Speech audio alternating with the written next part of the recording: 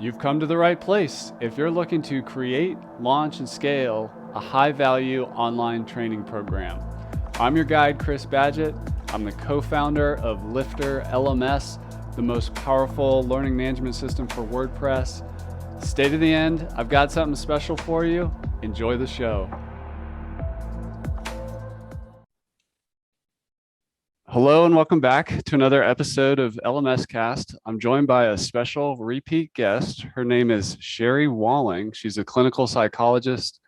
She's the author of Touching Two Worlds, her new book. She also has a great book called The Entrepreneur's Guide to Keeping Your Shit Together, which is amazing.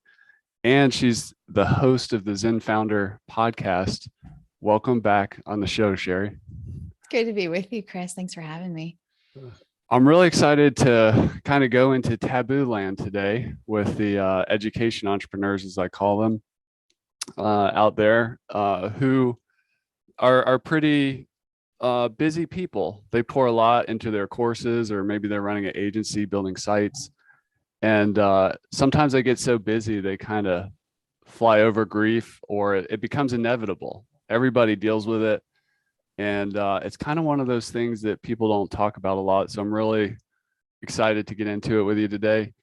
Can you give us the setup?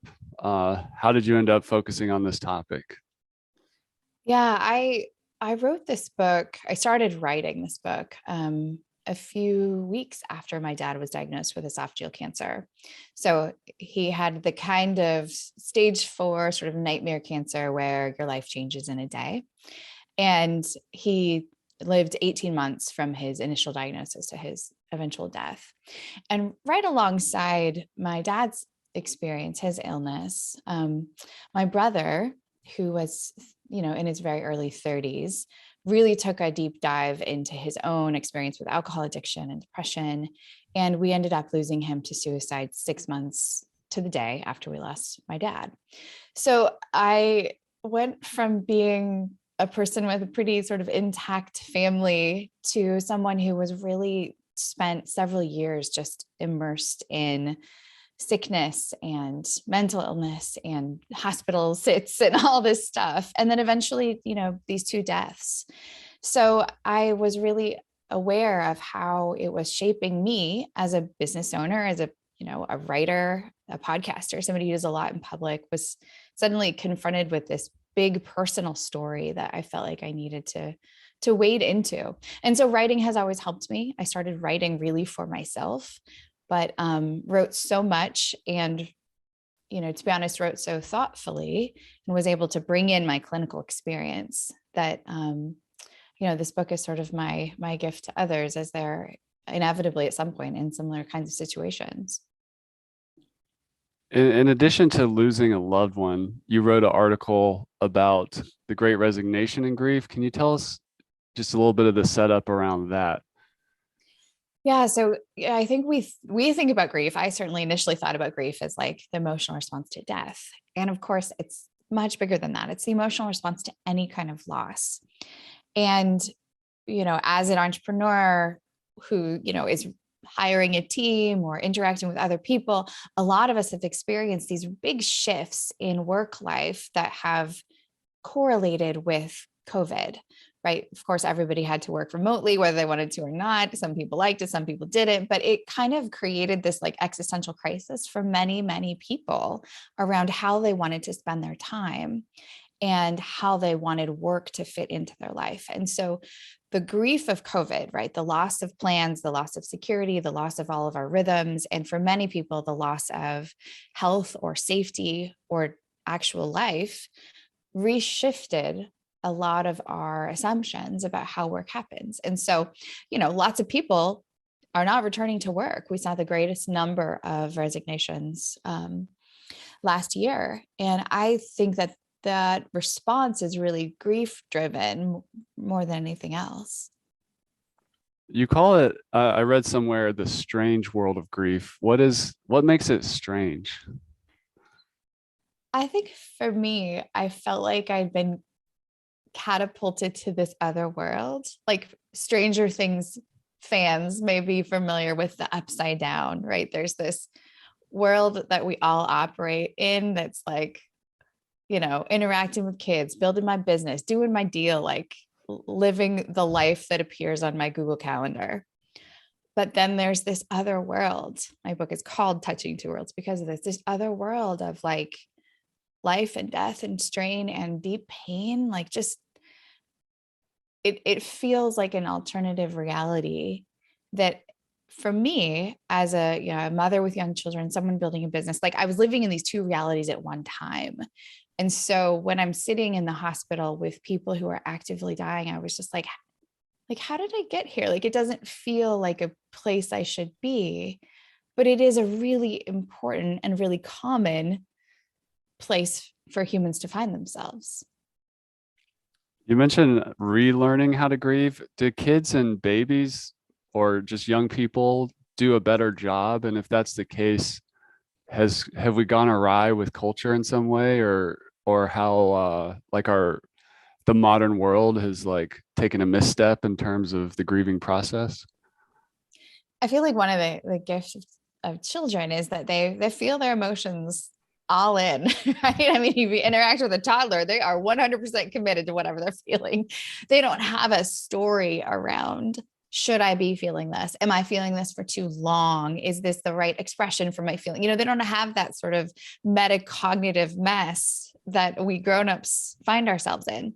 And I think specifically around grief, we do have these weird cultural expectations around how people show up when they're grieving, especially professionals. Like people will go to their mother's funeral on a Saturday and then be back in their office by Wednesday. And that's not that unusual. People don't get bereavement leave. There's not a lot of flexibility. There's sort of this expectation in Western sort of US based culture that will sort of stoically shed a tear and then get back to business.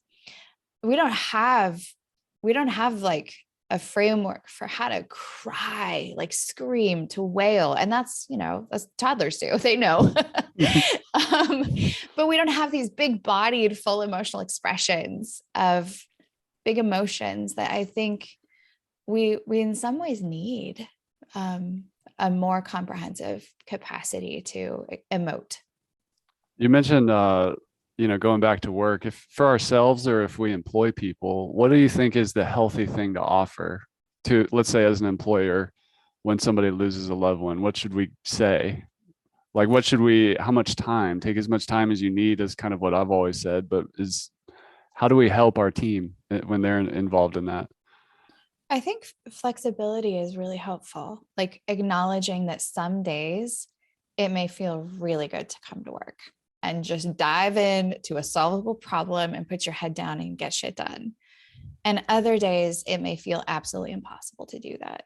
So I think at least like this sort of 6-week period of flexibility of saying, hey, here are the projects that I really need you to get done, work in your time. If it's a Saturday where you have the energy to do it, great, do it. If there are other days where you don't have it, like, okay, just be in dialogue with me. So I feel like flexibility is the most honoring thing, because, grief also can carry some like big fuel, like big creativity, big drive to be really alive, to get things done, to focus. I mean, it's not just, I want to go in my dark room and cry all day. There's some real gifts in grief in terms of our creativity and productivity. And so that's where I feel like giving people the freedom and encouraging them to do the self-evaluation of what do I have to offer today is the most compassionate course. When does it start? Does it start in anticipation? So for example, if somebody's ill or you have a limited amount of time, like when does it begin? I think that that is a long grief, right? There's Yeah. some grief that begins with the sickness, because right away there's a loss of health, right? I remember my dad lost his eyelashes as, a side effect of chemotherapy. And that was like this Grieve big the insult, eyelashes. right? Like, oh Yeah. my God, the eyelashes. So there's all of these little griefs that you're grieving along the way. So knowing that someone is going to die, I think changes the timeline of grief for a lot of people. It doesn't make the grief less. It just maybe distributes it differently. Um, and then when I lost my brother, I had some inkling that he could die, right? He was ill, he was struggling. It was not unlike cancer in the kind of ups and downs of, and then this happened, and then that happened. And then he's in the hospital for this, it is its own tumultuous illness. But because I wasn't present with him when he died, like we didn't really have a date, so to speak, that grief felt very different because it was more traumatic. It was more shocking. Are there flavors or different types? So, for example, a pet or a family member, or let's say a business ends or it stops growing, or the world is no longer feels safe. Like, is it all the same thing, or are these kind of different? I mean, I think grief is the emotional response to loss.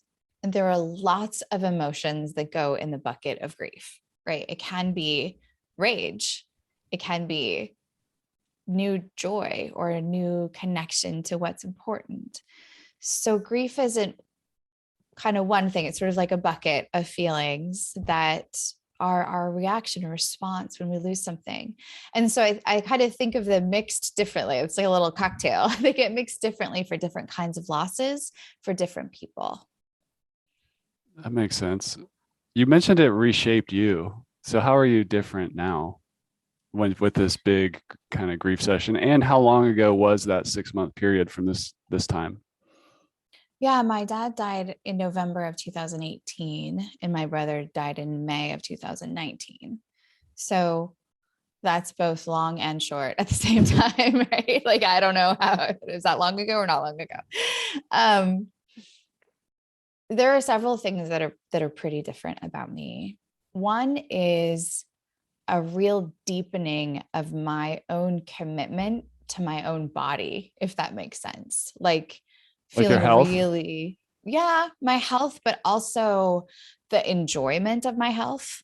So I have this sort of side life as an aerialist, as a circus artist, which anybody who follows me on social media is well aware of. But that's become really, really important to me in a way that it was like just sort of like an exercise thing that I did before grief. But now it feels like this embodied part of me is a deep part of who I am and what I need in order to march forward in the world in the best way. So that sort of deep sense of gratitude for a healthy body and commitment to keeping it healthy, it's different. That's a shift for me. um I think I'm a lot more tolerant of living in the back and forth between those two worlds. Like, I generally would consider myself a pretty positive, sort of personality based positive person, and now I'm not uncomfortable with deep sadness. Like, I go there all the time and I live there and I'm okay there. And that feels like a deepening of my emotional capacity that didn't exist before grief in the same way. In broad brushstrokes, do you see any trends where men and women, just in general, deal with grief differently? Do you notice anything there, or is it not I really? think a lot of our social expectations get applied in any type of high stress situation. So I think men are really pulled into problem solving and fix it mode. Um, and maybe women are more pulled into like the emotional caretaking. So there's some kind of like social pressures. I don't know how many of those are like endemic or come from truly who we are, or if these are just roles that we play. Um, I think the vulnerability of grief can feel less comfortable for men. I see a lot of men masking grief with alcohol or with other substances where they're sort of turning down the intensity, or again, kind of going into distract and avoid mode. I think women, generally speaking, again, this is sort of stereotypical, but women generally have a little bit more permission to be overtly emotional. I wish that men had a little more space for that. Frankly, I think it'd be healthier for them. You've done a lot of work with entrepreneurs specifically. Do entrepreneurs tend to have some issues with grief that are kind of ways they deal with it, patterns you see? I think entrepreneurs are like in the moment go kind of folks. And so I think they're also really driven for the well-being and care of their companies, right? They're committed. And what can happen, I think, easily with entrepreneurs is they just sort of skim over the top of grief and it gets kind of pushed down and it can be dormant later and cause problems later. So I think like all really on the go, highly ambitious folks, grief is a lot of work. It takes a lot of time and it's very complicated. And most entrepreneurs, I don't think see the value in going through that process as much as they see the value in like skimming over and getting back to work. In the short term, that might work just fine. In the long term, I think that does create some problems. I've worked with a lot of entrepreneurs who have an event happen that triggers this grief reaction for the dad that they lost 10 years earlier. And they never really waded into all that they felt about that event. What about cross culturally? I know some people that have gone to like Native American like grief wailing ceremony things. Is there Uh, any cultural examples you know of around the world where a certain group of people may have a healthier relationship with grief, and what does that look like? yeah, I mean, there are several examples that come to mind, but even among my Jewish friends, the practice of sitting Shiva and the fact that there's a week long, at least 7-day period where the family sort of just sits and wait and people come and visit, but it's a very community oriented expression and it's much longer than the like 2-hour memorial service that my Catholic brothers and sisters have. So I think that in and itself is a really helpful and beautiful practice. And there's a lot of like community practice around how to support a grieving family in that tradition. And then another example that comes to, I spent my junior year of college living in West Africa. And when you go to a funeral in Ghana, there's like special clothing that you wear. It also is like a week-long process. There's parties, there's all kinds of different events, and they all have sort of a different emotional tenor. So there is like a wailing ceremony. There's a time where people cry and they yell and they express with their bodies. And then that same night, there's like dancing around a fire. So there's this full range of grief and then celebration of life and wailing and sadness and then deep community. But even I was so impacted by the idea of dressing together because it identifies we are all in mourning. We are all impacted by this. And we as a community, a family, share this visual external identity that says, don't mess with me, I'm in grief. All right, let's say you have somebody has a magic red phone to you and they've just they've just lost a loved one, let's say a parent. Um, what do you advise? What would you advise that person? They're like, I don't know what to do. I'm broken. Like, can you Mhm. help? What would you advise them? I would advise them to go slow, to cancel as many things as they can possibly cancel, and to really listen to what their longing is. Like, is your longing to go lay on a beach for a couple weeks? Go and do that. Is your longing to take a driving tour of all your childhood homes so you can remember all of these moments with your parent? Go and do that. Is your longing to call up your aunts and uncles and interview them about who your parent was when they were a child? Go and do that. But like really listen to those internal longings, those internal voices that are like buried so deep they're kind of hard for us to hear in our modern lives. So I would advise lots of space, time to do what you're longing to do, and then that deep listening. I would also advise people to really talk with others, like build sort of a grief community of support.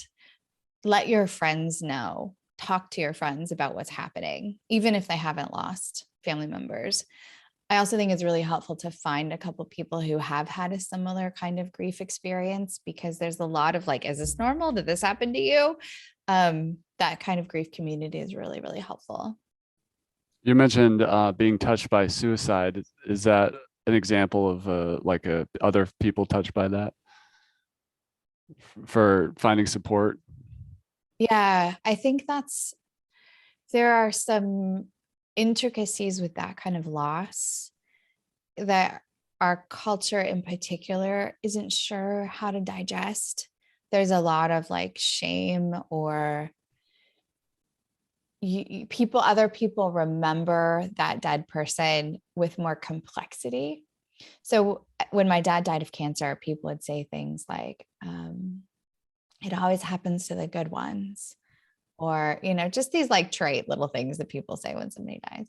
But with suicide, people don't say this. People don't say those things, you know, under their breath. They might be thinking like, how selfish, how could he leave his grieving mother and leave his sister and leave his son? Like there's a lot of like judgment around suicide, because people believe that there's choice involved, and it gets really mucky and existential with what we believe about how much freedom we have, and then what it means that someone would take action to end their life and what that means for everybody else. So all that to say, because suicide is pretty complicated, I think talking with other people who've lost somebody to suicide is really helpful, because I think that's a safe place to remember the person that you lost without the same like shame, complexity conversation.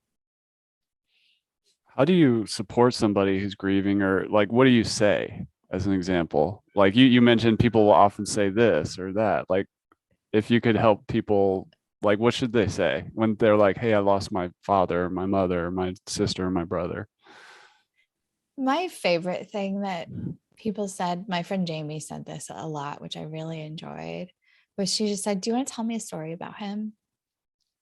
So And honor yeah, the life kind of thing. right. I think sometimes people feel like, oh, I don't want to say anything. Like they seem happy right now. I don't want to remind them that this person died and then like upset them. And bottom line, like they have not forgotten, right? Like if they're at the playground with their kid and they're smiling and laughing, like they have not forgotten that their dad died. Like they know. So I think it feels really good to have the option to have a conversation about either the grief that someone is experiencing or the person that they lost, because that's the tragedy of death, is that like you're never going to have dinner with my brother, like you'll never get to meet him, like the story is ended in terms of his interaction with others in the world. So when someone is invited to tell a story, tell me about your dad, tell me about your mom who passed away, like that keeps them alive and present. And also you're sharing them with another person in a way that I think for most people who are grieving feels really, really beautiful and important. The caveat is it's always really lovely to have the choice, because grief happens as a result of choice being taken away. Something happened that I didn't want to happen, and that's why it hurts. And so helping people feel like they have choices. Would you like to? If you ever want to, I'm available. That kind of language is so helpful, because it gives people a sense of choice and autonomy at a time when they're just reeling from the lack of choices that they've had. Does grief ever end? Like, is it a process that completes if it's handled, let's say, in a more healthy way, or does it never really end? I don't think it ends, because I think it's the shadow side of love.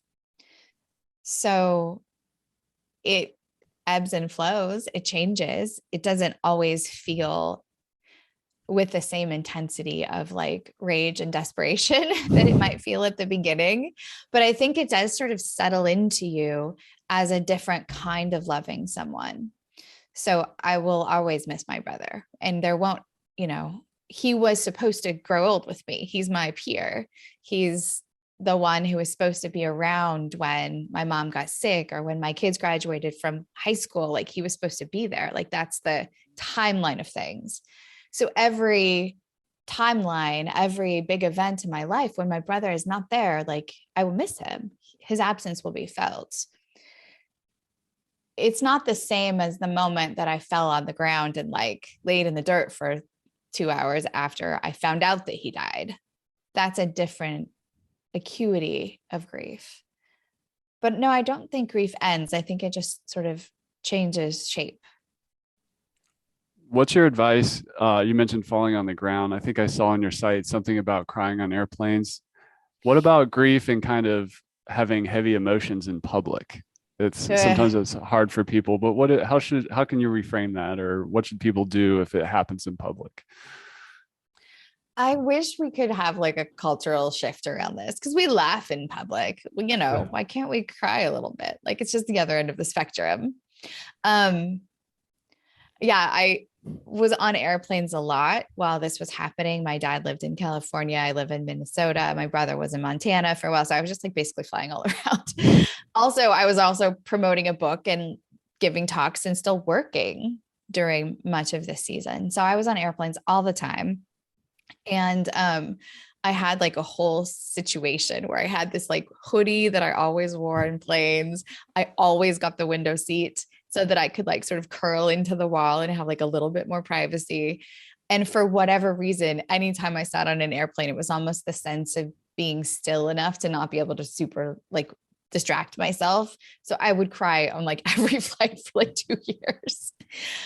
And I just kind of got used to it. And honestly, people weren't very bothered. Like most, as long as it wasn't like sobs, it was just this sort of dignified, like, oh, this person's clearly going through something. The the airline staff, the stewards and stewardesses would often like give me extra bag of Cheetos. Like there were just a little expressions of compassion, but it was okay. It was okay to be a little bit more emotional. I wish we did still wear, like a black armband as in past times. There's some external signifier of grief so people know how to interpret your behavior. I think that probably would have been really helpful to these people on the airplanes to know what was going on with me. Um, but in the absence of that, I think it is surprisingly more okay than we might think to have some emotional expression. You mentioned grief is the shadow side of love, which I love that kind of concept.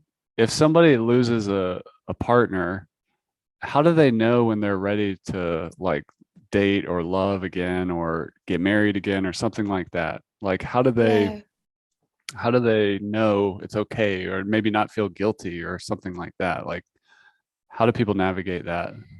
Yeah, it's a tricky one. And again, people have lots of opinions about it, right? I think generally speaking, some time and space is required to move out of that really acute stage of grief. Because in that really acute stage of grief, the emotion is so big that it's really difficult to make big decisions. You know how people say, like, don't make decisions when you're tired or hungry or angry. It's sort of like that, but it's like that for a while, like months. So, some space is helpful. But also, I think when your longing turns toward being in a romantic relationship again, like that's also something to listen to. I think grief is a really, really good time to have a therapist because it's so much big emotion. It can be really difficult to sort through what's what. So somebody who's been bereaved and lost their partner and is thinking about, partnering again, it's a nice time to have like a thoughtful, objective third party, at least ask the questions around what might be at play in this longing. What are some unhealthy behaviors that people just to be aware of that like when you're grieving, you may be inclined to drink a lot or go right back to work and just kind of power through it. What are the things to just throw some caution against? Yeah, anything that functions as avoidance is can be problematic here. And that's where the drinking can be problematic. It's numbing, right? I don't want to feel. So alcohol becomes an option. I mean, all of the distraction techniques, like online shopping, spending money, pornography, having affairs, like all of the things that lead us into another overwhelming state and allow us to avoid our feelings. So there are healthy ways to have a break from the power of grief. I think for me, that's what my circus world has become. Like when I'm on the flying trapeze, I'm completely focused for safety reasons on what I'm doing. And I'm not in my grief moment. But I can do that for a couple hours, a couple times a week, and sort of have this full body break from grief. So some break from it, I think, is totally helpful. But if we're numbing regularly, or we're regularly sort of seeking out these other kinds of experiences or feelings that discount the grief or put it away, I think that's where we run into some danger of not fully feeling it, not walking toward it. If we zoom out and we look at like the great arc of the human experience or our generations and of our lineage or whatever, and we kind of get to it, have had a healthy process with grief, how can we harness the creativity that comes out of that? Like you mentioned, for you, writing was really helpful, but and also created something of value that's going to ripple out into the world. Tell us more about that creative energy that can come out of it. It's actually an old Freudian idea. Okay. Freud argued that these two internal drives that are most powerful within us, that we're sort of always contending with, and I'm not a Freudian, by the way, but I think his thinking about this is really interesting. He talked about the drive that we call libido, which has come to be thought of as sex drive, but it's like a distortion of what Freud intended. It's the drive towards generativity or generation, making things, creation. So sex can be like a component of that, but it's this big force within us that says, like, I want to be alive and I want to leave an imprint. I want to make something. And that's sort of counterbalanced against, in Freudian thinking, thanatos, which is the drive towards destruction. I want to burn. I want to mess it, like I want to sort of terrorize, and I am ultimately heading towards my own doom. So we're always kind of, again, Freudian idea, like contending with these forces. And I think grief rips those forces open. So lots of people in grief who've never had suicidal ideation experience suicidal ideation.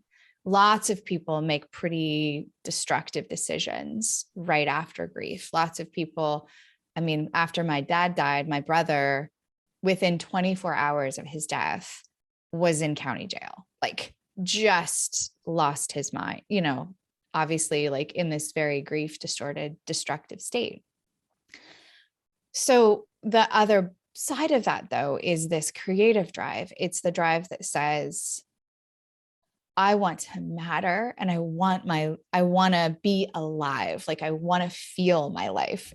I don't know if that makes sense at all, but it's really this powerful feeling. And I think it can drive people towards all of this unlocking creativity, because they've already had this terrible thing happen. There's no need to be afraid of it anymore. You've encountered death. It's not a mystery. You know that it hurts. It's terrible, but also you really want to stay alive. And so I think people can feel a lot of clarity about what is important to them.